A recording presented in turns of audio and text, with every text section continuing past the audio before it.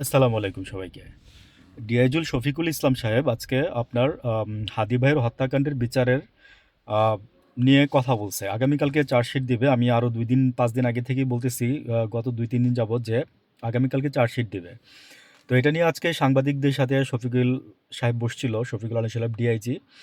তো উনি বলতেছে যে মানে আসলে কি আমি উনার কথাগুলো শুনে বলব যে একরকম উইথ ডিউ রেসপেক্ট যে তদন্ত যেখানে ছিল সেখানেই আছে।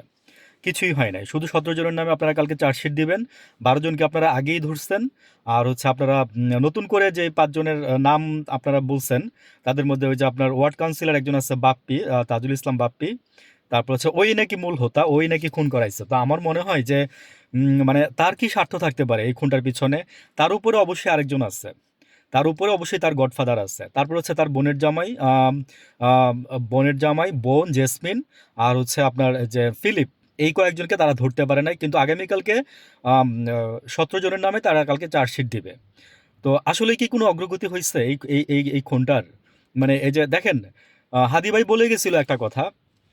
হাদী ভাই একটা কথা বলে গেছিল যে, "আল্লাহ যদি আমাকে নিয়ে যায়, আমার ২ বছরের সন্তানটাকে দেইখেন আর হচ্ছে আমার হত্যাকারীর বিচারটা কইরেন।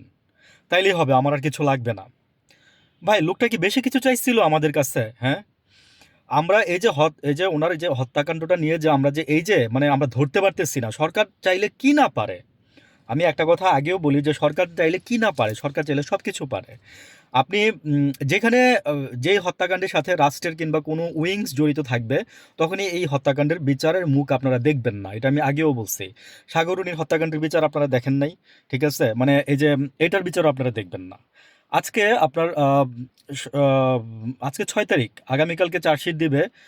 এজন্য লং ফর মার্চ আপনার করতেছে। আপনার আজকে 11:30 র সময় শাহবাগ থেকে তারা ৩ টা ১০ টা পিকআপে করে আপনার এই যে পুরো new market, science lab, Badda, Gulshan হয়ে টয়ে আবার ওইখানে ফেরত আসছে মানুষকে জানান দেওয়ানো আরকি। তো রাষ্ট্রের অর্গানগুলো যখন কাজ করবে না, ঠিক তখন এরকমই হবে। হাদী ভাইয়ের বিচার আদৌ আমরা পাবো কিনা আমি জানি না। মানে আমি বলব যে পুলিশ বাহিনীর মুখে হাসি, হ্যাঁ? মানে তারা ব্রিফ করতে গিয়ে তারা হাসতেছে বা হাসে। ডিআইজি শফিকুল সাহেব মানে হাসি দিল। তা আমি জানি না যে ভাই আমাদের কষ্ট লাগে কিন্তু আপনারা ব্রিফ করতে গিয়ে হাসেন কিভাবে?